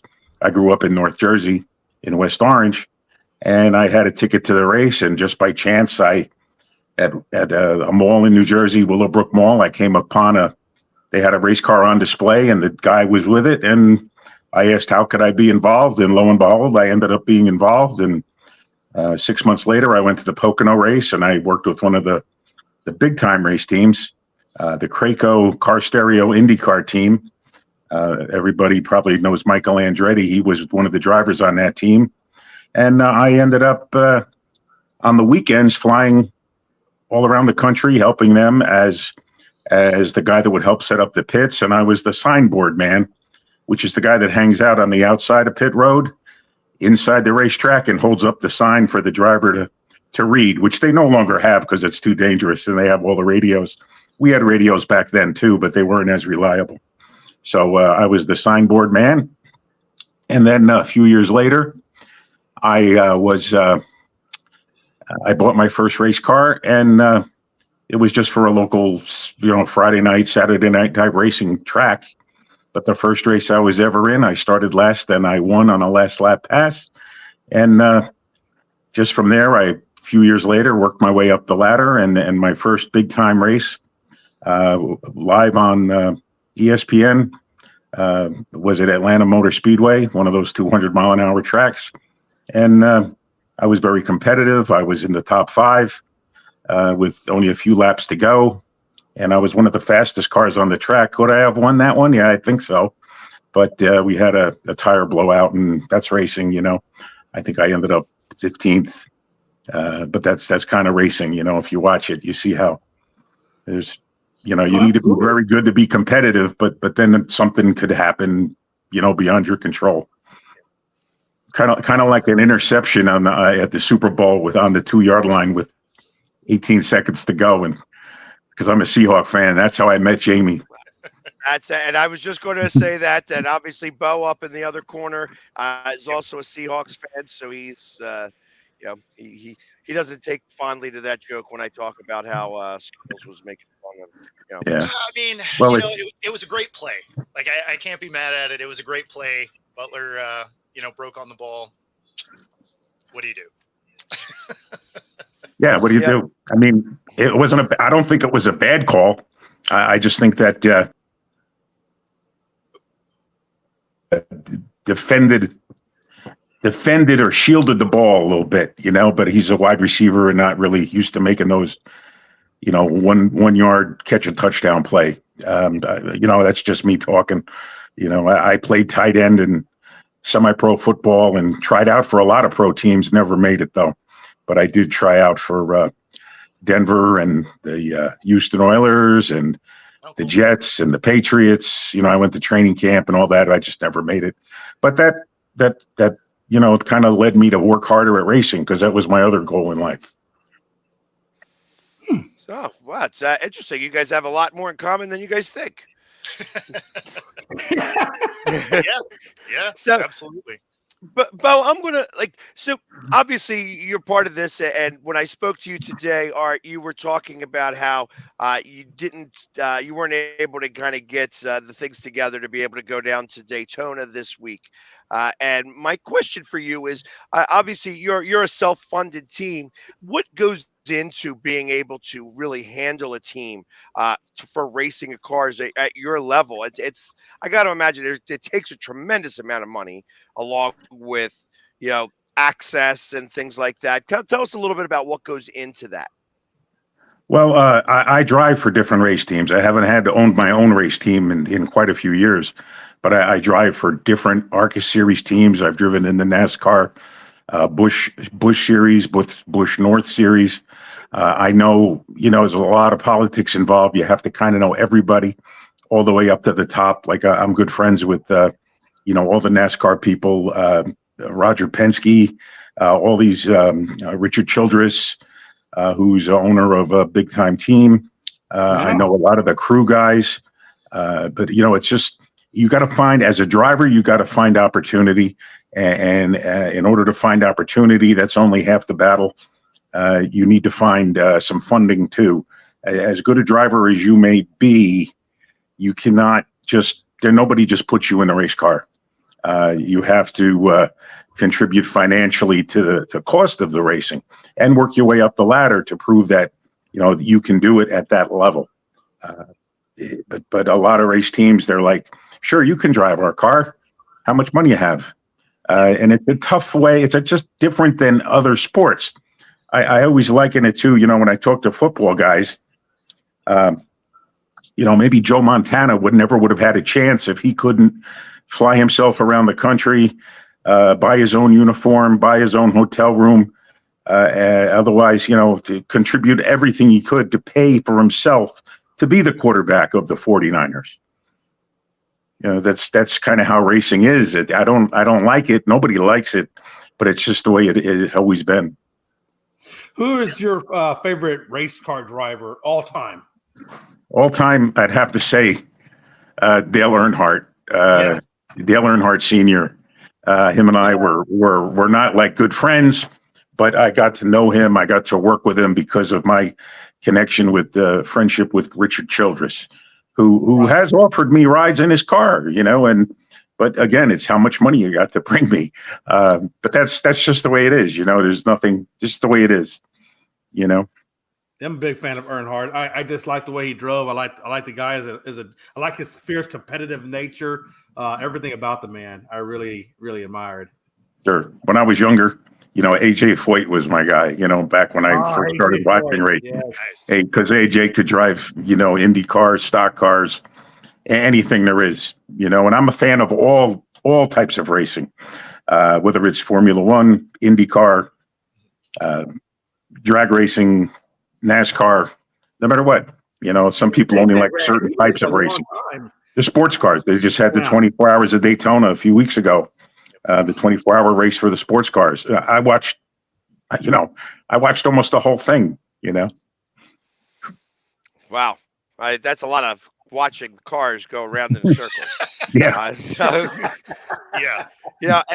I make fun of it a little bit because, like I said, it's not something that I have been really accustomed to. So, but like I said, when I went to Dover Motor Speedway to go watch a race, because I got lucky because I happened on a Monday because it got rained out on that Sunday, it was interesting to watch. You know what I mean? You feel the energy coming from those vehicles when they're going around in circles. So, thank God I was in a suite because it's really loud. Yeah. Speaking of Dover, that's my next plan is to race that weekend in Dover. I think it's in May. Again, we need funding, but you asked about the cost of that. It's anywhere, depending on the track and how long the race is. It's anywhere from $30,000 to $100,000 a race in the ARCA series, very similar to the NASCAR Truck Series. Cup Series, you're looking at 150, 200,000 for the weekend. Yeah, that's where you have the budget. Now, if you go down south and you look at some of the race team shops, it's not like somebody's garage. It's a huge building with 20, 30 cars inside, and there's a video online that shows Rick Hendrick's shop. It's shot by a drone, and it's some if somebody wanted to Google it, Rick Hendrick race shop tour by drone. It's a multi-million-dollar operation. That's how it has evolved. From just fixing a car in your backyard. So it sounds like, from what I understand, what you're saying is these drivers basically are renting these cars that they're driving from these. Not everybody. No, not all of them. When you get to the top level, there's contracts. You get so much per race. You get incentive bonuses. But until you get to either the top level of NASCAR or IndyCar or Formula One, you're basically got to find the funding to get yourself in the car. And even some of them, maybe half the field in IndyCar is kind of buying their way in. Maybe a third of the field, or maybe a little more in that way in the NASCAR Cup Series. Wow. You see a lot of these teams that are changing different drivers every couple of races. That's because somebody else is coming up with the money, so they change drivers. Like I said, it's not fair. If you prove you can drive the race car, that's great, but it's only half the battle. No, it's an expensive sport. There's no doubt. Oh, sure. So, look at the rewards if you make it. Oh, for sure, absolutely. Well, that's kind of what I'm getting at. Like, what kind of money is in it if you were to win? Like, if you're going to, and I'm going to do it on a very simple number. Like, say, because you said 30 to 100, I'm going to say it costs $50,000 to race at Dover. We'll say it's going to cost 50 grand, and if you have to get in the top 10, top 5, do you need to lead one lap? Like, You get where do you make the money from money back? first. Yeah, you get money from first to last place, but none of the ARCA races, none of the NASCAR Truck Series or Xfinity races really. It actually costs you to go racing. That's why you need all those other marketing partners on the car. Why you see all those other names on the car, because that's not how you make your money. That's how you fund your racing team. Through those marketing partner relationships, like if you win the Daytona 500, I don't know what the purse is. Maybe it's $3 million to win. That's fantastic, but it probably costs $20 million a year to run that race series, all the races. So it's without. It's just so much money involved. You can never win back what it costs. Wow. The winner of the 2024 Daytona 500 gets $2.5 million. That's the winner. Does he? Yeah. Okay. See, NASCAR stopped publishing. Okay. NASCAR stopped publishing winnings a few years ago. Why? I don't know. Maybe. I don't know why. I really don't know why they stopped publishing how much each car wins, depending on where you finish. Probably but you do more get paid all the way to last place. Yeah. Well, but I would think that they have. I'm sorry. Hey, we talked about hockey and another topic that was grossly underpaid for their profession, and now I'm listening to you talk about NASCAR and what it takes to make money at NASCAR, from kind of what you're saying, 20 million versus 3, and all the you never get your money back. To me, that sounds like it's grossly underpaid. Yes, I would have to say you are correct, but it's such a passion. It's such a passion and a lifestyle. I mean, I've been doing it as a part-time racer for 39, 49, 59. 36 years. I'm 66 years old, and it's such a passion. You don't want to stop. Now you could say, oh, a 66-year-old guy is going to go race. Yeah, you could do that if you're in good shape, and you can do that. Now, will I race in the Cup Series anymore? I don't know. Will I race in the ARCA Series, the Truck Series, maybe Xfinity? Yeah, because of all my relationships with all those people. But it's a tough business. And just like any of the sports. And I'm a big sports fan. I have a passion for hockey. I played goalie up until I was 52 years old, when I ended up with a blood infection from cutting my shin on a piece of scrap metal in a scrapyard. Took me 10 years to recover from that. I miss playing hockey goalie for sure. I love football. I tried to play pro football. I haven't, thrown a football in 20 years though. So I understand the drive, that everybody has for their sport. I'm just, I love hockey. I love football. I love car racing. I even like lacrosse.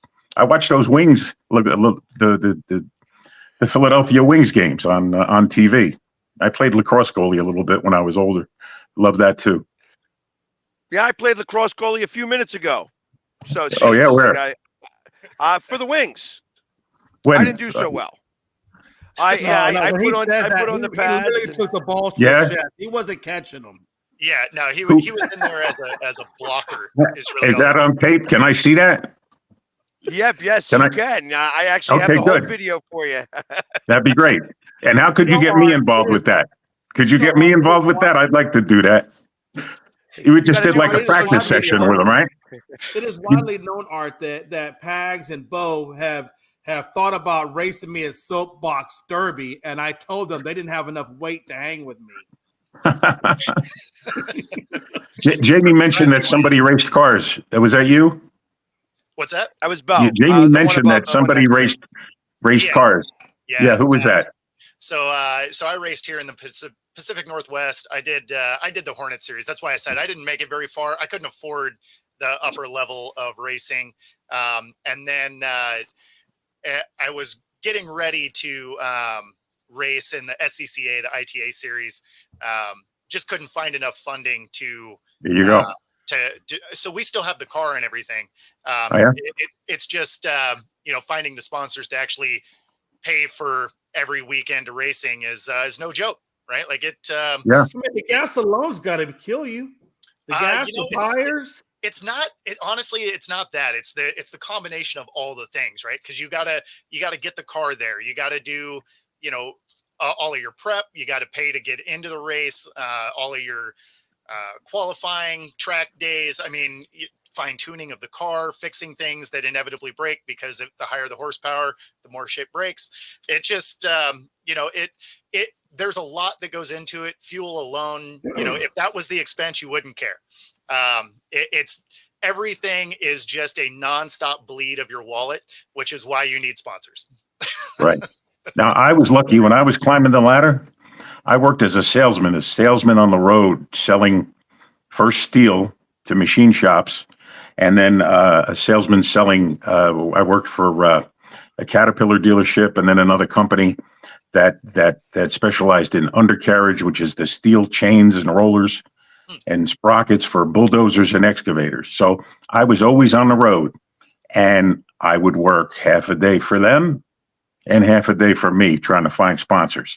As long as I met my numbers, nobody complained, And it's if I wasn't a salesman on the road, if I had to go and punch a clock every day or something like that, or I didn't have my own business or worked for my family's business that knew how hard I wanted the deal, I probably never could have gotten out of, street stocks. Sure. Because you need that time. You need to be able to pick up and go. I actually, Caterpillar gave me an ultimatum. I had just signed a deal with Nestle's to sponsor me in my first big time race at Atlanta.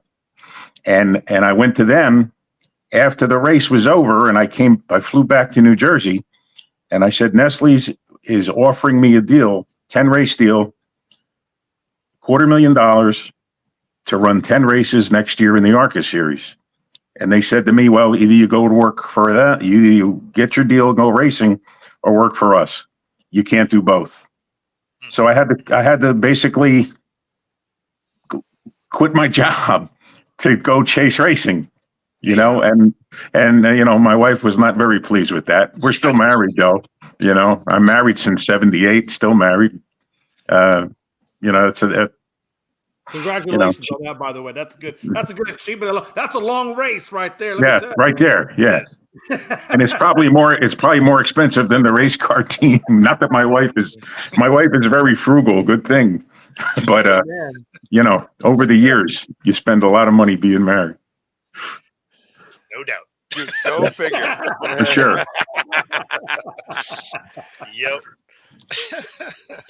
So what could somebody like, all right, I've never been to Daytona 500. Like, I've been down to Daytona Beach because I was stationed in Orlando, and that would be the closest beach to the ocean when I was stationed down there.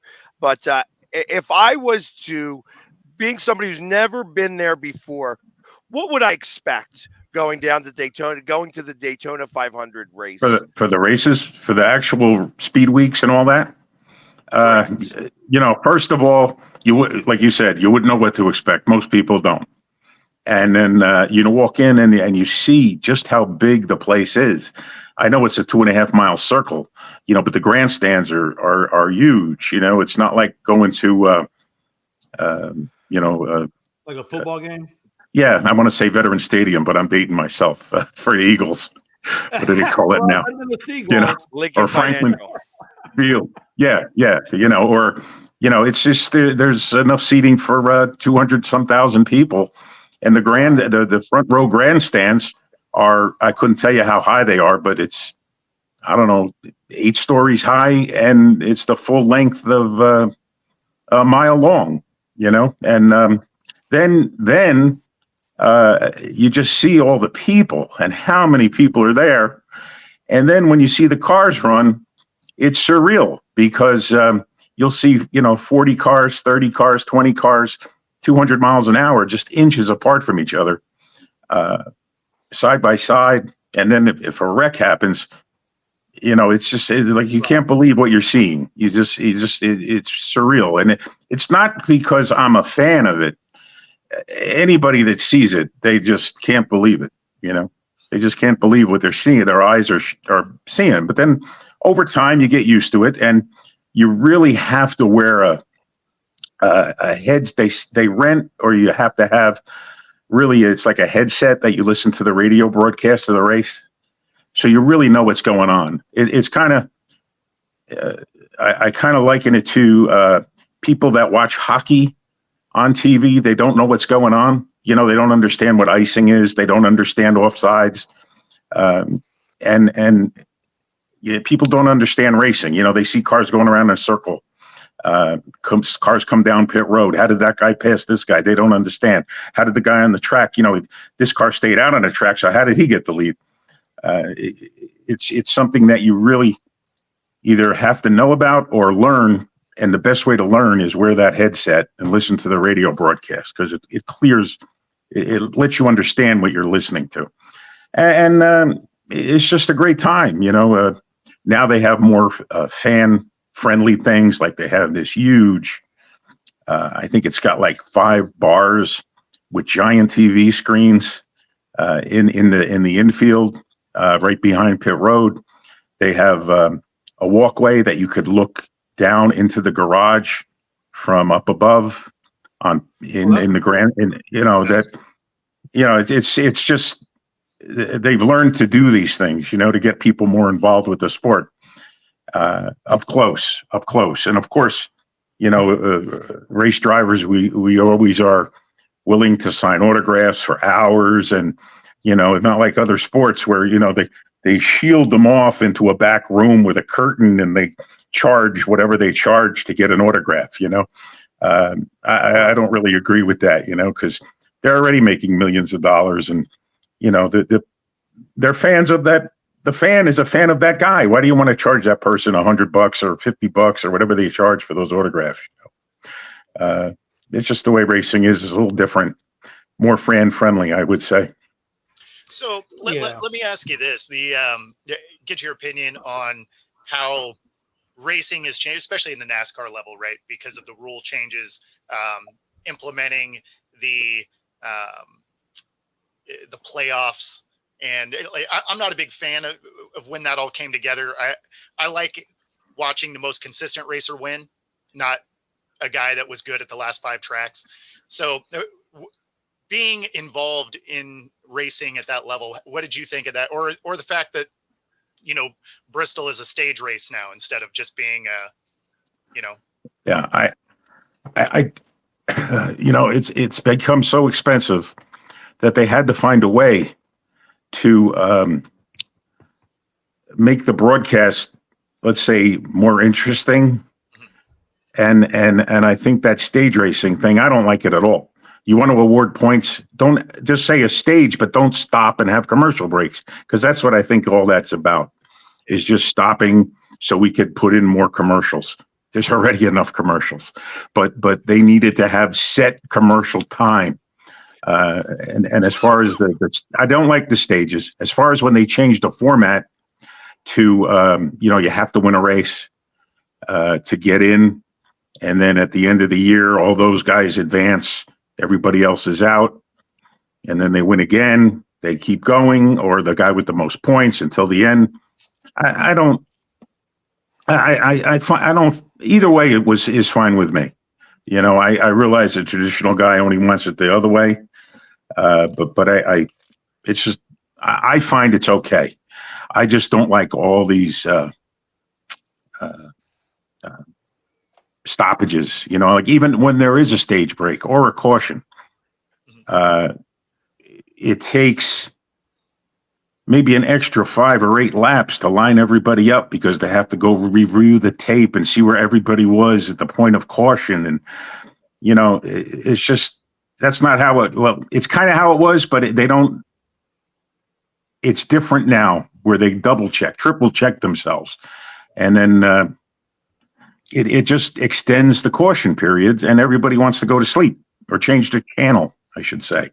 I brought a friend of mine that was not a race fan at all to Dover, not for the Cup race, for the ARCA race a few years ago. And as soon as he would start getting into it, they would stop for whatever reason. And it would take him forever to line back up. And he was like, okay, when is this going to be over? But while it was going on, he was interested and he liked it. He's not a race fan, and it didn't make him one. But everybody's different. I when I went to my first race in 1968, it just, that was it for me. And there's a lot of people that they call it the racing bug bites you, and it never lets go. And it did for me. And a lot of people that are passionate about racing, whether you're a fan or a driver or a team owner or a crew member at any level, even the weekly guys that race at the short tracks throughout the country, or the SCCA guys like you mentioned, it becomes your lifestyle. Art, I'm really surprised, with the size of the state of Texas and the population of all the cities. I'm surprised. We got Dallas Motor Speedway. I know they have that, but they really don't have a lot in terms of NASCAR coming down to Texas and getting all the people down here involved in it. Do you ever see down the road? Do you think that NASCAR will eventually do something down in Texas and actually make a park or something to get that level of it involved? Yeah, that's in Fort Worth, right? It's Texas Motor Speedway. Yeah. And then there used to be one called Texas World Speedway. That shut down years ago. Yeah. And then they used it as like club racing and things like that. And maybe about 3 or 4 years ago, they just bulldozed it. Because I don't know. I don't know if are there a lot of big race fans in Texas right now, would you say? Or they're more into football? I would say that there's the potential for sure. And that's why I've never wondered why they've never come down this direction. Yeah. Now, they did Indy cars in Houston, on the streets of Houston a few years ago. You remember that? I remember that. Yeah, I remember that. And I don't know what the attendance was and how that worked, but they only did it for 1 year, I think. Right. They only did it 1 year. There's lots of markets out there. I don't know what type of weekly racing do they have in Texas? Do they have weekly short tracks? A lot of them, or just a few? It's such a big state that it's many at all. I really don't. I know, every time I talk to my friends with the friends that I do racing and like racing, they always talk about Dallas or Texas Motor Speedway. That's really the only place they ever talk about. I never hear anything else. And there's a lot of damn land that they could put a track out here, or several tracks out here, that people from like Louisiana, Oklahoma, Arkansas, a whole that could come and actually grow that sport. I guess it's kind of where I'm going, is how is NASCAR going to grow that sport to get more people involved? Yeah, I don't know, because I don't know how many people. It's a good question, but I don't know if I can answer it, because I don't know the whole state of Texas and what kind of race fan base there is now. Just like Dallas Cowboys fans, they don't show up when it matters. So you saying the fans or the team when it really matters? Which one is it? Well, I mean the team. The fans jump on the bandwagon all the time. Yeah. So the Pax is still just butthurt that his team got kicked out of the playoffs in the first round. He still hasn't gotten up. You can tell it's fresh. It's okay. Oh, I was happy. You know what? It made my day a lot better when the Cowboys were out first. Well, I'm sure it did. Anyways, misery loves company. that being said, currently, who would be the your favorite driver at the moment? Like, who is the one that you follow Well, most, or I would have to say me, but I'm not driving right now. Who is my favorite driver at the moment? I don't know. To me, they're like my kids, they're so much younger. I don't know. I could tell you that, like Kyle Larson, he's got all the ability in the world. He's going to do Indy 500 and the NASCAR race in Charlotte the same day. I think he's got a shot to win at least the one in Charlotte. I don't know about Indy, because as good as he is, that's a special. Indianapolis is a different experience for him. Kyle Larson, and that's a I Formula like One, right? Penske. No, but no, Indy 500 is Indy, but they're Indy car. They're that style of Yeah. car. Okay. Yeah, as far as similar car to Formula One. I told you, I mentioned, I know Roger Penske really well. So anytime a Penske car is winning, I'm happy. They won the 24 Hours of Daytona. The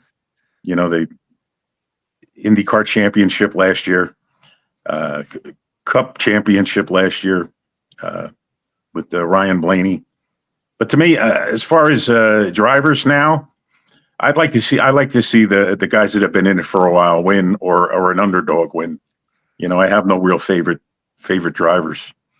Well, what is your ceiling for a guy like Bubba Wallace, who's been in and out of headlines here recently? Like, how good of a race car driver is Bubba Wallace, in your opinion?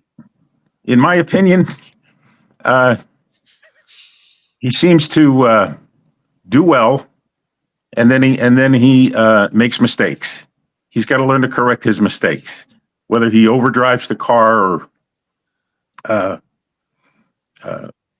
he's just he's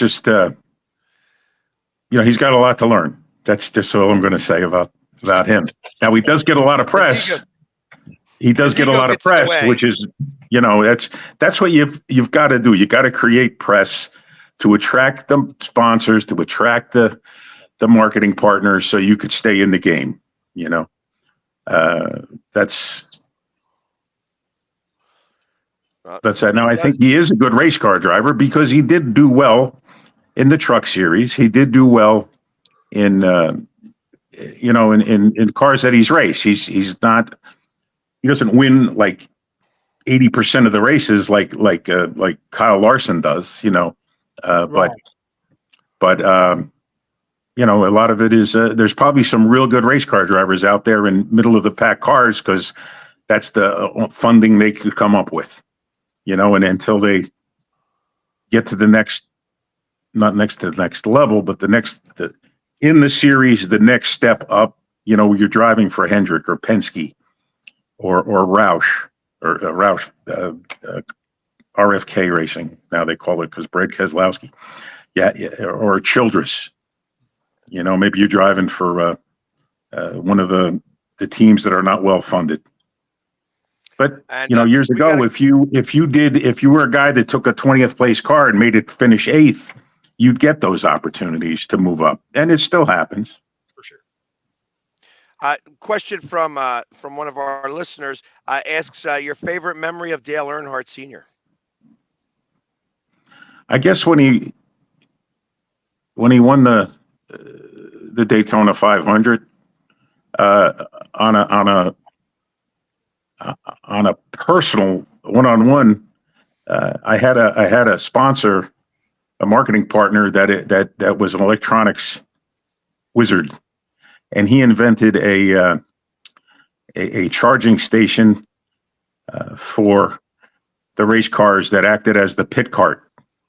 So I went to Richard and I asked him if we could, if he was interested in using this, and I was getting the components of that pit cart. All the electronic components were a sponsor of mine, and I was trying to get them into the Cup Series, where I would be a Cup driver, drive for Junie Donlevy, who's passed away, but he was a guy known for giving young guys a start, or guys a chance, because he wasn't, he worked on a budget that he was still competitive though.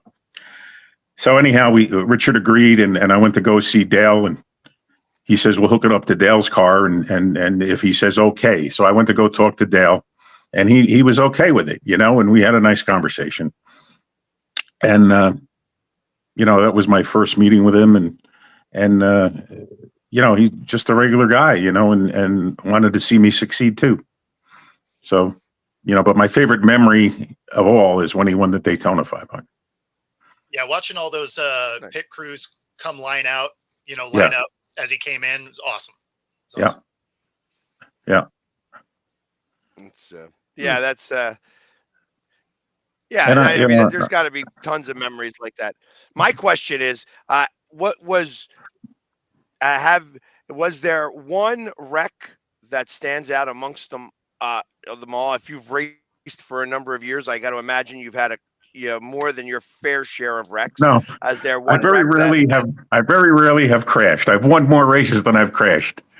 But well, that's good. But I can tell you this. I was driving for a guy at a track called Salem Speedway, which is like Bristol Motor Speedway, which is that high bank, real fast thing where you can't see around the corner. But Salem is actually banked higher than Bristol, and it's very rough asphalt track. And I was passing a guy, let's say from 6th to 5th place, and a car came out of the infield. Don't ask me how. I don't know why he drove through the infield, and he hit me in the side door, and it got me sideways. So the car, I didn't hit anything, but I ended up sideways with my driver's side door facing the oncoming traffic between turns 3 and 4. And as the cars were coming at me, and they were in double file at full speed at 160 miles an hour, I looked out of through my window net, and I said, "This could be it." And it was the only time I've ever driven a race car where I felt like I was, I guess I could say scared, because I didn't know what was going to happen. And each one of those cars either went low or high and missed me. Nobody, and there probably was 15, 20 cars went by me at 140 miles an hour, either in front of me, in front of my nose, or through behind my rear spoiler. And no one hit me. I was like, if they hit me square in the door, this could be really bad. But they all missed me. I've never really crashed big time where the car's upside down and flipping. That never happened. Me, I'd be running across the railroad track like Will Ferrell. I'm on fire! I'm on fire! With a little headset on. That'd be like trying to get the infield. I love watching that movie every time it's on. I love it. Because my wife doesn't like it, because she goes, "Oh, it just makes fun of race car drivers and people from the South and all that stuff." And I'm like, because to me it's just funny. It's a comedy, Yeah. It's a comedy. I mean, it's directly making fun of Days of Thunder. Yeah. And Days of Thunder, when it first came out, I thought I liked it, but the more I watch it, the more hokey it becomes. Yeah. No, it's funny. They did an interview with Richard Petty about that movie when it came out, Days of Thunder. And they were like, "Oh, is this like an accurate depiction?" And he's like, "The only thing they got right was they put numbers on the car." There's some true stories in that movie, that they embellished to make it more dramatic than it really was. Sure. But but the racing scenes and all that, that's all Hollywood. Yeah. There's nobody yelling, "Just give me the high gear!" That doesn't ever happen. Yeah. Guess you get the. I always like when in that most racing movies, they're on the track going as fast as they possibly can, and then they'll upshift and step on the gas harder. You're already doing that, it's just, but they just want to have that dramatic look to it. You No, know? I always love that because it's just like, okay, at first it's like a 10 gear box at that point because they're shifting nonstop. Exactly. And they Yeah. always have them downshift when they're going as fast as they could, which would just grenade the engine and end your day. Like, Yeah.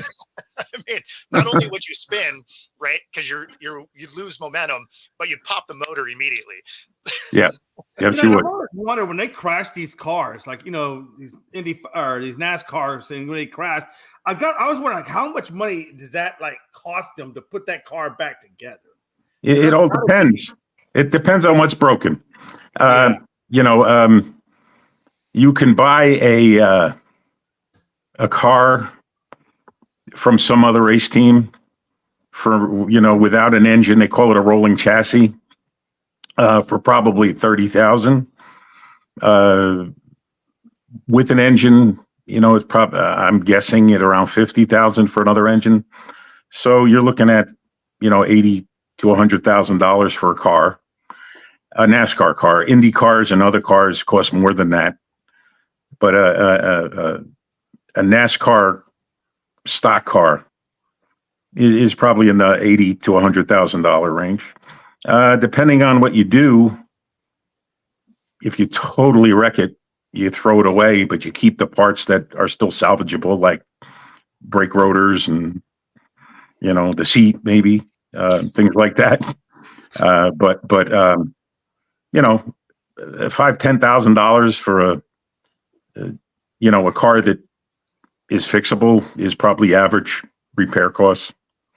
What one thing that is a bummer about lower level racing is a lot of those guys they watch a lot of it and they like the wrecks, so they almost go seeking wrecks at low end racing, which sucks if you are funding yourself and you already can't afford it because you end up having to put your car back together a lot more than you would otherwise like to do. It's almost like they're out there trying to create the big one. Please don't hit me. Do you put a bumper sticker on the back of that thing that says, "I can't afford a wreck. Please leave me alone"? I mean, some of those guys go out looking for contact. Wow, that's crazy. Because bumping is raising, Well, yeah, that's different. Like leaning on a car and like rubbing people, that's different. What Like, is that? I didn't bump you. literally I be out there to rubbed wreck you. Rubbing is racing. So that's true. That's true in that movie. That's one of the true things. Rubbing is racing. It is. It is. Yeah. You said you didn't like Earnhardt's driving style, but to me, yeah, he was very aggressive. But if you did that to him, he would save the car and not wreck it. Yep. If it was another guy that he's doing it to, I don't think he did anything that he couldn't save himself. He just didn't realize not everybody could control the car like he could control the car at that speed. And I understand why people don't like him. They thought he was a dirty driver. And I understand why they say that, I mean, he'd get you to, because he took no prisoners. You're in my way 3 laps, I'm moving you. Yeah, well, that's the thing is he'd move you. It's not like he was trying to wreck you, right? Like he'd just unsettle the back end so he could get by. Like I don't have a problem with that. I mean, that's not bad racing. Now, if you dump somebody, sure, like that's a problem. But you never really saw him out there hooking someone, right? Like he'd get into that rear bumper. No. He'd unsettle the car so he could get by.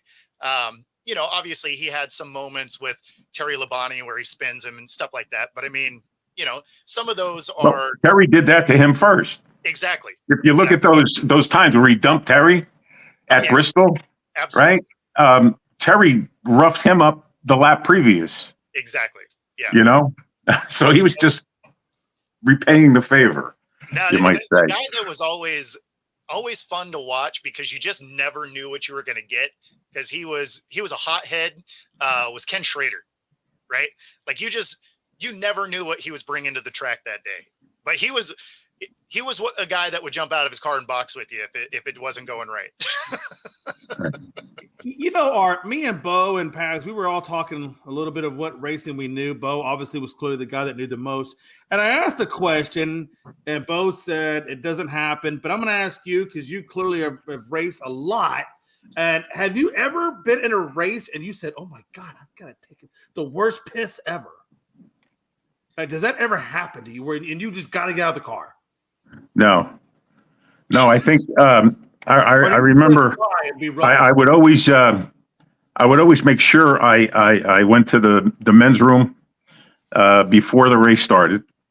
And I think that you sweat so much during the actual race that I know sweat is in urine, but I think that your body just lets all the moisture out of your body while you're racing. Because I've never had that issue, Never had that. I mean, races last 3-4 hours, right? But I've never had that issue. But I think if you're sweating, a lot of people don't realize how strenuous and cardio racing is.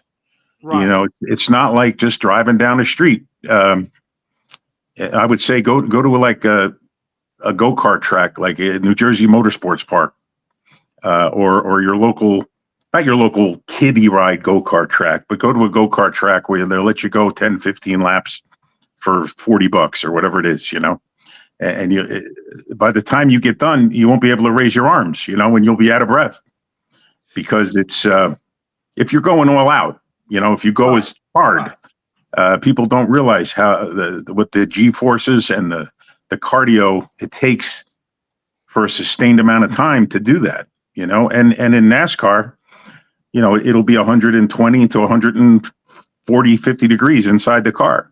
And you've got on the suit, the helmet, the underwear, no ventilation.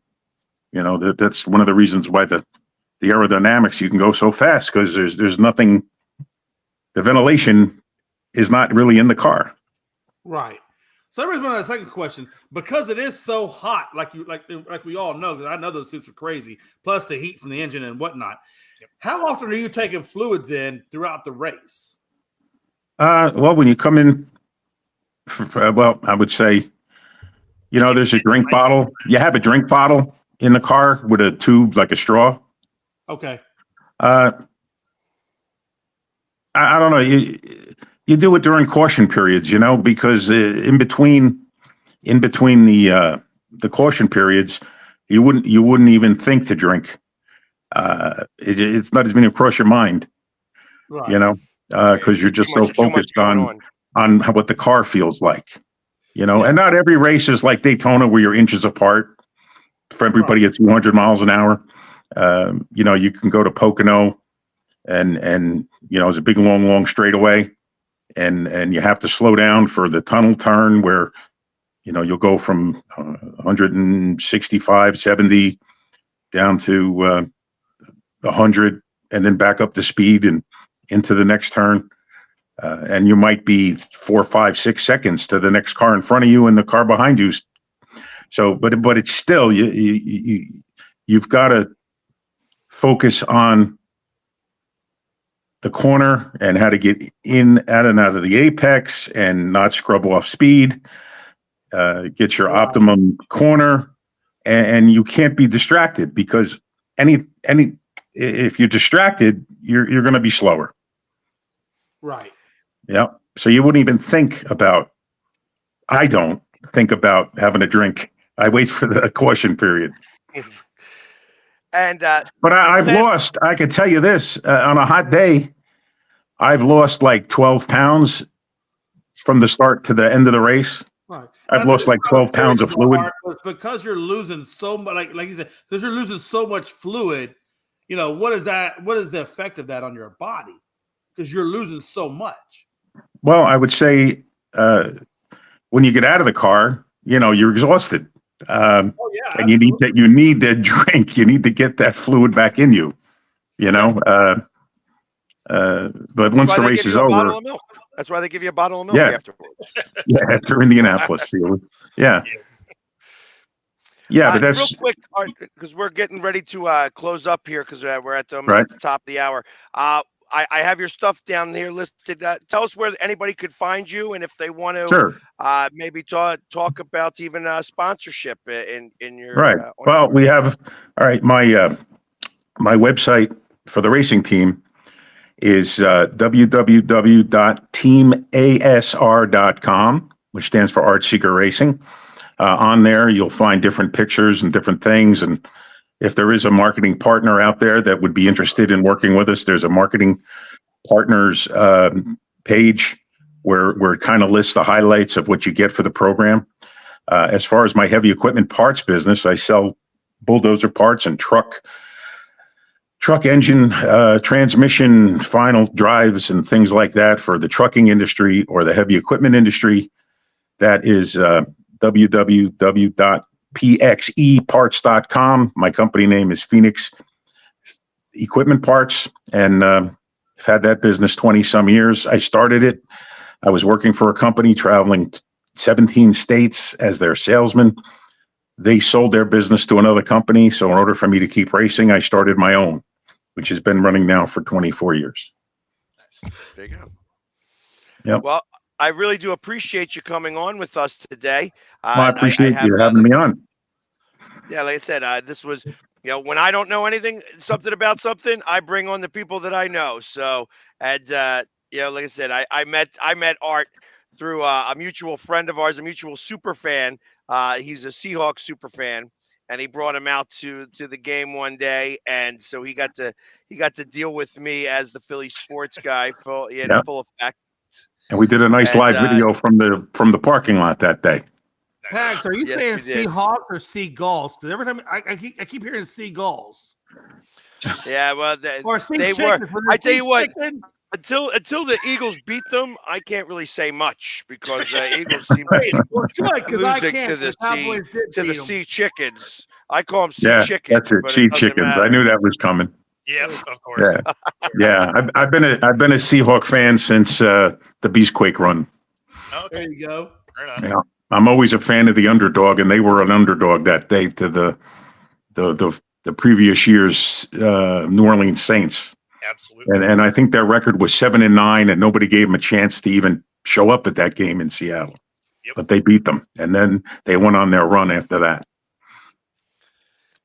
So, but yes. Well, Art, again, thank you very much for coming on, and we will make sure to we'll probably have you come back on when we start having more questions about as we get closer to the end on how they work the points and stuff like that for this Sure. for the NASCAR Yep. races. And if you want to go to Dover, you just let me know, and we'll hook you up for seats Absolutely. and grandstand seats and garage passes, the whole bit. Speedway. Amazing. Dover Motor Speedway follows me, so I would actually like to do that. So let's you go. automatically figure on that because I think that a lot of great content could come from that. That's right. When is Dover this year? I don't have the schedule in front of me, but I think it's the third week of May. I believe. You'd have to check the schedule. The There we third go. weekend I'm in gonna May. pull it up right now, and Okay. That's Dover. And Dover's that in Maryland, is, correct? That's Dover, Maryland. Is Dover, that in Delaware. yes, it's the Monster Mile. Delaware, Monster Delaware. Mile. Okay. Yeah, pull it up. Let me know. I'm trying to put The sponsorship together Mid-Atlantic for that, right? Nationals, June 7th through the 9th. No. Is that it? Or the Yeah. NASCAR Go to A-Game 200 NASCAR. Xfinity Series? That's April 27th. And then the Worth Right. 400 is April 28th. All right, so it's That's April the this year. same They weekend moved as the that. draft. Okay. And where are you going to be? You're going to be I'm at the going to be in draft? Detroit for the NFL draft. Yeah, I was going to say, No. I'm going to try and be at the draft. So, You know but who won't be? Oh, well. we'll figure it out. We will figure it out. Yeah. Absolutely. So, Okay. but all right. Again, thank you so much. I appreciate you taking your time out today. All right. Thanks, guys. And again, go to teamasr.com if you want to know more I about the race appreciate it. team. Thank you. Awesome. Thanks. Take care, guys. All right. Have a great one. Thank you. Bye-bye. Bye-bye. I would have bought hot dogs. And there we have it. More NASCAR than you could possibly imagine. I tell you, only on Coast to Coast can you get that type of stuff. For the millions of people that were watching today, it really was an awesome That's show. right. I really, it's like I love hearing this stuff. Like it's all great to me. Like everybody's got stories to tell. Can I just say, I think on a scale of 1 to 10, I think my question about pee and how often and drinking was probably the best information we got out of the whole damn thing. I put that out there. Yeah, he said the same exact thing Bo did, that nobody has to Yeah, pee when exactly. you're in the car. Yeah. So I just wanted to hear him say it, Bo. Not and look, Bo. You're a superhuman. I'm pretty sure you don't pee at all. I think you're a bot. I want to hear Art say it because I know Art's been since 1960. all right. We're already up past our time now. So everybody, thank you so much for hanging with us today. And we will be back on Monday again at the same bad time, same bad channel. Look for me on I'm going to be at the Stadium Series. You know that I'm going to be up there full effect as the Philly sports guy Nemo edition. So if you find Nemo at this hockey game, that's because that's me. So everybody, thank you so much. Have a great weekend, and we'll see you on Monday.